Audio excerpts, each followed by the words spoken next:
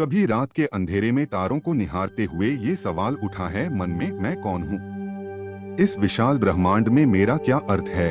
दुनिया की सफलताएं हासिल कर ली, फिर भी लगता है कुछ अधूरा रह गया है। मानो जीवन एक खूबसूरत धुन हो पर उसका सुर छूट गया हो। यह वही जगह है जहाँ आध्यात्मिकता का सवाल खड़ा होता है। यह धर्म या पूजा पाठ की रस्मों से परे अपने भीतर झांकने का एक गहरा निमंत्रण है। आप अपने आप से ये सवाल पूछने की हिम्मत जुटाएं, क्या मैं सिर्फ ये शरीर हूँ? क्या मेरा अस्तित्व इतना ही सीमित है? शायद जवाब उतना आसान न हो, परंतु यही सवाल ही आध्यात्मिक यात्रा की शुरुआत है। आधुनिक जीवन की भागदौड़ में हम अक्सर इतने व्यस्त हो जाते हैं कि अपने ही अस्तित्व के सवालों को अनसुना कर देते हैं। हम डिग्रियां हासिल करते हैं, करियर बनाते हैं, रिश्ते निभाते हैं, परंतु कहीं ना कहीं एक अधूरापन बना रहता है। मानो दौड़ते हुए भी हम ये भूल जाते हैं कि मंजिल क्या है। यह अधूरापन ही वो असंतोष है जो हमें जगाने का काम करता है। ये वही भाव है जो आपको रात को अकेले में गहरे विचारों में डुबो देता है।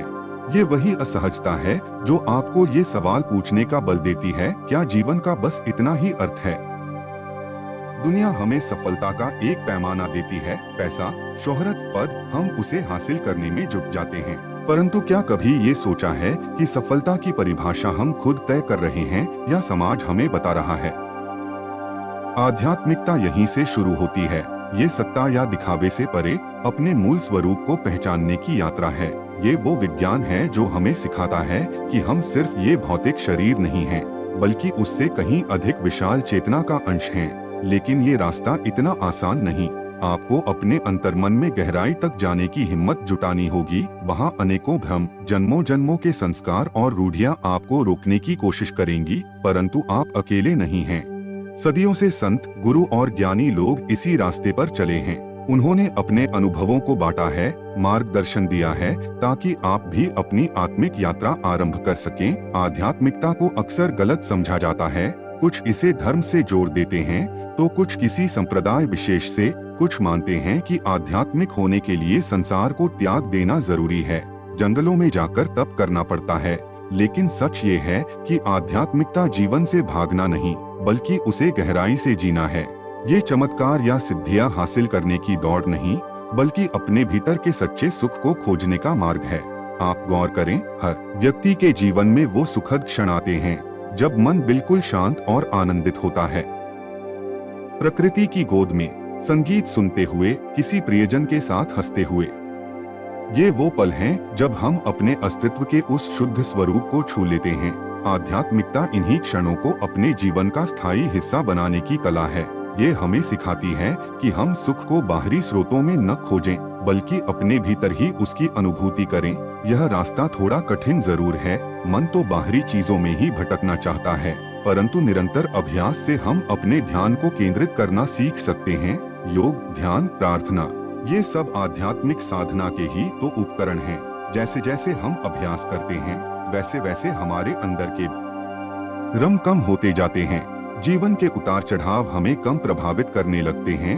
हम हर परिस्थिति में शांत और संतुलित रहना सीखते हैं।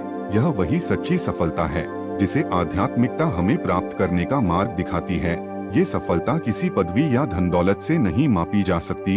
ये आंतरिक शांति, प्रेम और करुणा की अनुभूति है। आध्यात्मिकता को अक्सर जटिल लगने वाली धारणाओं से जोड़ दिया जाता है।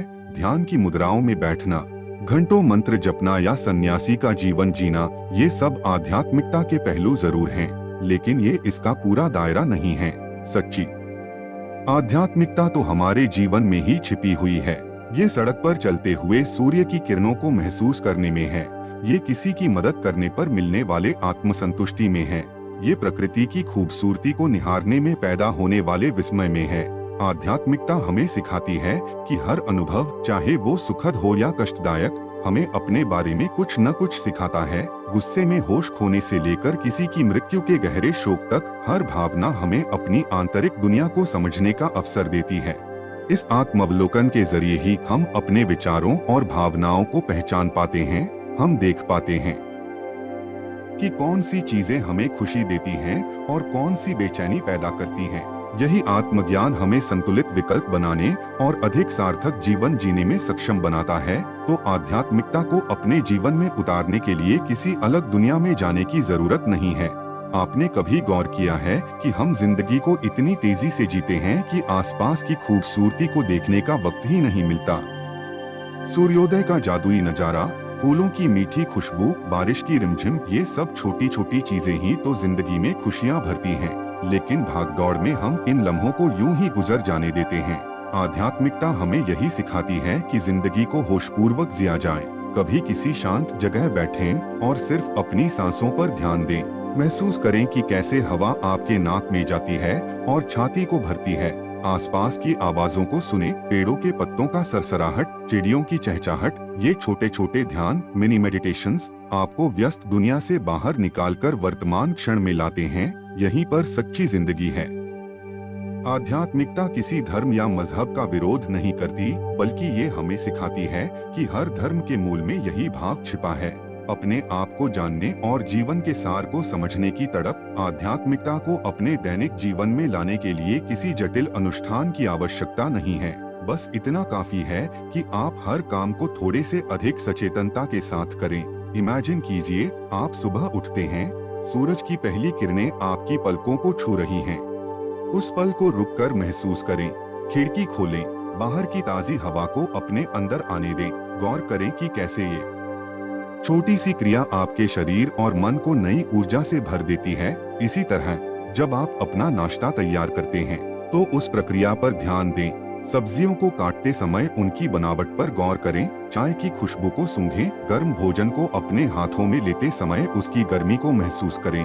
ये जागरूकता के छोटे छोटे क्षण ही तो हैं जो हमें व्यस्तता से बाहर निकालकर वर्तमान में लाते हैं। यही आध्यात्मिकता का सार है, हर पल को पूरे होश के साथ जीना। आप चाहें तो कृतज्ञता व्यक्त करने की सरल सी आदत डाल सकते हैं। रात को सोने से पहले उन छोटी छोटी चीजों के बारे में सोचें जिनके लिए आप आभारी हैं। वह स्वादिष्ट भोजन हो सकता है जो आपने खाया, या किसी प्रियजन का प्यार, या फिर सिर्फ यह एहसास कि आप जिंदा हैं और सांस ले रहे हैं। कृतज्ञता का भाव हमें विनम्र बनाता है और जीवन की सुंदरता को सराहना सिखाता है। ये सकारात्मक भाव हमारे आसपास के लोगों को भी प्रभावित करता है और रिश्तों में मधुरता लाता है। याद रखें, आध्यात्मिकता कोई मंजिल नहीं है, बल्कि चलते रहने का सिलसिला है। हर कदम पर आप कुछ न कुछ सीखते हैं, खुद को थोड़ा और बेहतर बनाते हैं। आध्यात्मिकता का मार्ग जटिल लग सकता है, पर वास्तव में यह उतना ही सरल है जितना एक फूल का खिलना। गुलाब की कली अपने आप में पूर्ण है, लेकिन जब वह खिलती है तो अपनी खूबसूरती और खुशबू से चारों ओर खुशियां बिखेर देती है। इसी तरह आध्यात्मिकता का सफर भी अपने भीतर छिपे पोटेंशियल को खिलाने जैसा है। ये क्षमताएं हमेशा से हमारे साथ रही हैं, परंतु भौतिक दुनिया की मायावी चमक में कहीं खो गई हैं। आध्यात्मिकता हमें उन क्षमताओं को पुनः जगाने का अवसर देती है। ये क्षमताएं हैं करुणा, प्रेम, धैर्य, क्षमा और आत्मसंयम। कभी गौर किया है कि दूसरों की खुशी में आपको भी खुशी मिलती है? यही तो करुणा का भाव है, किसी के प्रति अपार प्रेम का अनुभव यही प्रेम है। मुसीबतों में भी शांत रह पाना यही धैर्य है। गलती करने वाले को क्षमा कर देना यही क्षमा है, और आवेश में बहने से रोकना यही आत्मसंयम है। ये सद्गुण, वर्चूज ही तो हमें सच्चे मायने में इंसान बनाते हैं, और यही आध्यात्मिकता का लक्ष्य है, एक बेहतर इंसान बनना जो न सिर्फ अपने जीवन में खुशियां लाए बल्कि दूसरों के जीवन में भी सकारात्मक बदलाव ला सके। आध्यात्मिकता का मार्ग हमेशा किसी धार्मिक ग्रंथ या गुरु के उपदेशों तक सीमित नहीं रहा है। प्राचीन काल से ऋषि मुनियों ने प्रकृति को ही अपना गुरु माना है। सूर्योदय के रंगों में, बहती नदी की निरंतरता में, वृक्षों की शांत गरिमा में उनका विश्वास था कि जीवन के सारे गूढ़ रहस्य छिपे हुए हैं। आप भी प्रकृति की गोद में थोड़ा समय बिताकर देखें, पेड़ों के नीचे शांत बैठें, पत्तियों की सरसराहट सुने, अपने पैरों को घास पर महसूस करें। प्रकृति की इस खामोशी में आप अपने भीतर के कोलाहल को शांत होते हुए पाएंगे। यही सन्नाटा, साइलेंस, हमें सुनाने लगता है कि हम कौन हैं, हम कहां से आए हैं और हमारी इस दुनिया में क्या भूमिका है। प्रकृति की शरण में जाने के अलावा आप विभिन्न कलाओं को भी अपना आध्यात्मिक मार्ग बना सकते हैं।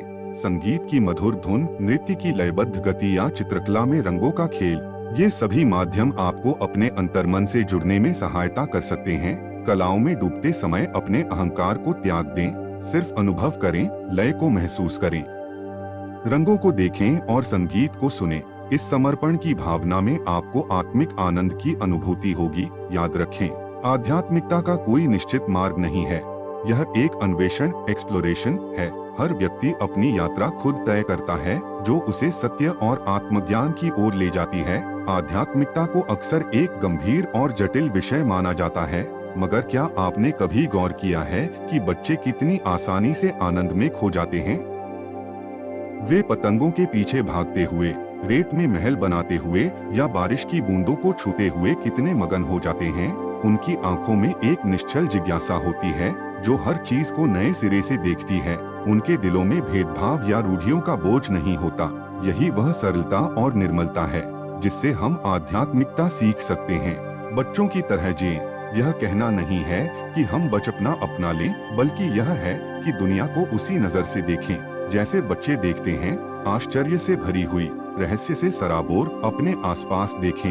एक फूल के खिलने में, सूरसेट के रंगों में, किसी की आंखों की गहराई में हर जगह सौंदर्य छिपा हुआ है। आध्यात्मिकता हमें यही सिखाती है कि इस सौंदर्य को देखने के लिए खुले मन की जरूरत होती है।